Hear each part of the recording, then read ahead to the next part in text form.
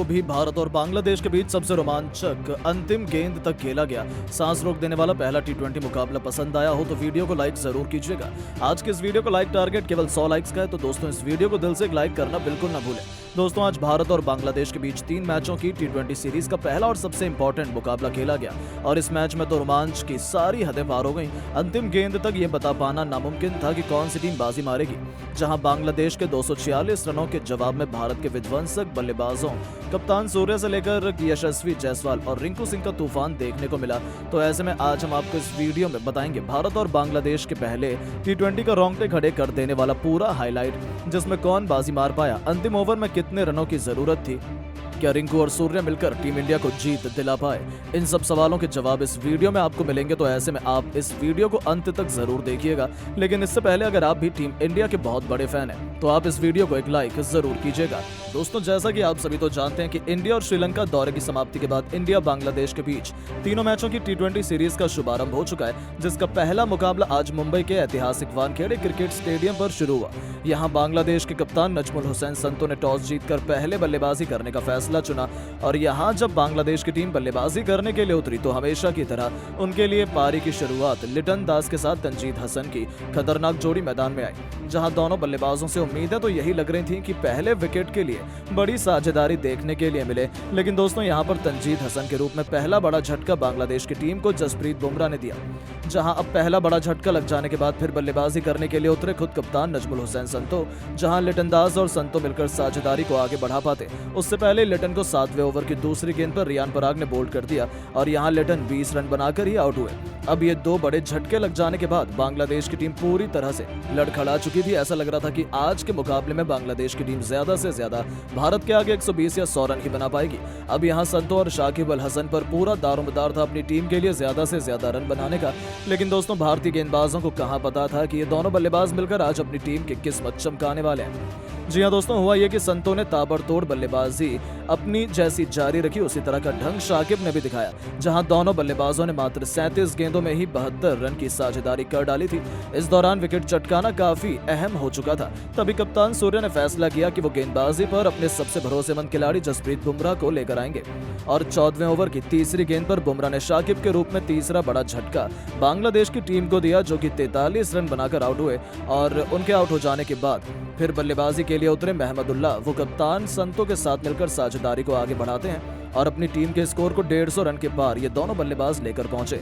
इस दौरान बांग्लादेश की टीम लगातार आगे बढ़ती चली जा रही थी और दूसरी तरफ संतो का बल्ला रुकने का नाम नहीं ले रहा था। उन्होंने मात्र 34 गेंदों में ही भारत के खिलाफ 74 रन ठोक डाले थे। अब यहाँ से मैच पूरी तरह फंस चुका था। तभी अर्शदीप ने आकर 17वें ओवर में संतो का विकेट गिराया, जो कि 74 रन बनाकर इस मुकाबले में आउट हुए और संतो का विकेट गिर जाने के बाद भारतीय टीम को चैन की सांस आई, लेकिन महमदुल्लाह ने साथी बल्लेबाजों के साथ मिलकर अपनी टीम को 200 के पार पहुंचाया।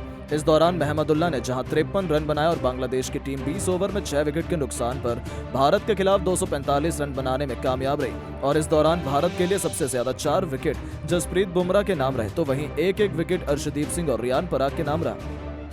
अब दोस्तों बारी थी भारतीय बल्लेबाजों की इस मैदान पर कुछ चमत्कार कर दिखाने की। दोस्तों टीम इंडिया को विस्फोटक शुरुआत दिलाने के लिए यशस्वी जायसवाल के साथ खतरनाक अभिषेक शर्मा की तूफानी जोड़ी मैदान में उतरी थी। ऐसा लगा था कि ये दोनों खिलाड़ी टीम इंडिया को ताबड़तोड़ शुरुआत दिलाएंगे, लेकिन अभिषेक शर्मा इस मुकाबले में एक बार फिर जल्दबाजी कर बैठे। वो गेंदबाज के बिछाए जाल में फंस गए और फील्डर को अपना आसान सा कैच देकर इस खिलाड़ी को पवेलियन लौटना पड़ा। हालांकि उन्होंने शुरुआत तो शानदार की थी, लेकिन फिर भी इस मैच में केवल 9 रन बनाकर पवेलियन लौट गए। अब दोस्तों अभिषेक का विकेट गिर जाने के बाद भारतीय टीम काफी ज्यादा दबाव में आ चुकी थी। अब अभिषेक जब आउट हुए तो बल्लेबाजी के लिए उतरे खुद कप्तान सूर्य। जहां सूर्य और यशस्वी जायसवाल पर हर किसी की निगाहें थी कि ये दोनों बल्लेबाज दूसरे विकेट के लिए कितने रन जोड़ पाते हैं। इस दौरान सब कुछ सही चल रहा था। शाकिब अल हसन के ओवर में सूर्य ने एक के बाद एक लगातार 3 गेंद पर 3 खतरनाक छक्के लगाकर टीम इंडिया को तूफानी रफ्तार से आगे बढ़ाना शुरू कर दिया था। दूसरी तरफ यशस्वी जायसवाल का बल्ला दहाड़ रहा था। 6 ओवर में टीम इंडिया ने 68 रन बनाए, तो देखते ही देखते 8 ओवर में भारतीय पारी 90 रनों के पार खड़ी थी। इन दोनों खिलाड़ियों के बीच 100 रनों से अधिक की साझेदारी, मजबूत पार्टनरशिप हो चुकी थी। दोनों तरफ से दोनों खिलाड़ी केवल चौके और छक्कों से ही बातें कर रहे थे। इस बीच कप्तान सूर्य ने अपना तूफानी अर्धशतक केवल 30 गेंद में ठोक दिया, जो टीम इंडिया की जीत के लिए बेहद महत्वपूर्ण माना जा रहा था। इन दोनों ने भारत को मैच में मजबूत स्थिति में लाकर खड़ा कर दिया था, लेकिन दोस्तों यशस्वी जायसवाल भी अपनी साझेदारी को ज्यादा देर तक आगे नहीं बढ़ा पाए और 49 रन बनाकर वो आउट हुए।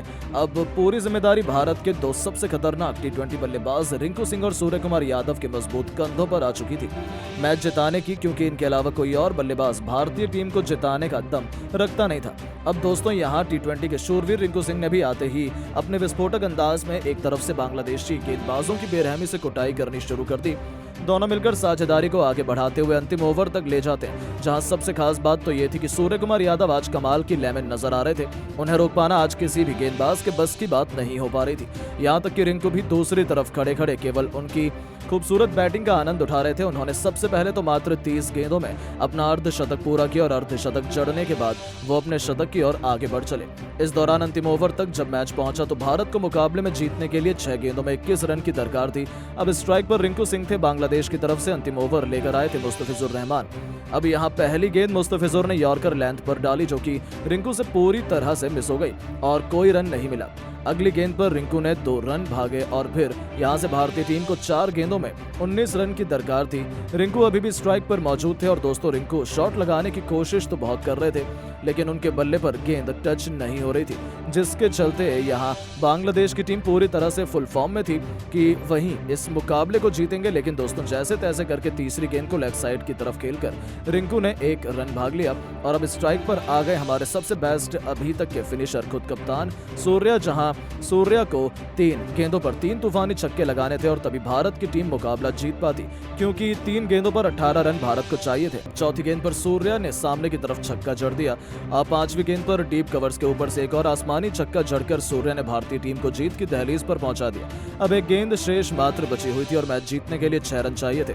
सूर्या बखूबी जानते थे कि मुस्तफिजुर वाइड यॉर्कर लेंथ डालने की कोशिश करेंगे और इसीलिए सूर्या ने पहले से ही अपनी आंखें जमा रखी थी और अपने बल्ले का परफेक्ट स्विंग दिखाते हुए उन्होंने डीप मिड विकेट के ऊपर से महेंद्र सिंह धोनी के अंदाज में मैच विनिंग 6 ठोक दिया, जिसके चलते भारतीय टीम के होनहार बल्लेबाज सूर्या ने इस दौरान अपना शतक पूरा किया। साथ ही साथ 108 रन की उन्होंने पारी खेली और अपने शतक के साथ उन्होंने भारतीय टीम को मैच भी जिताया।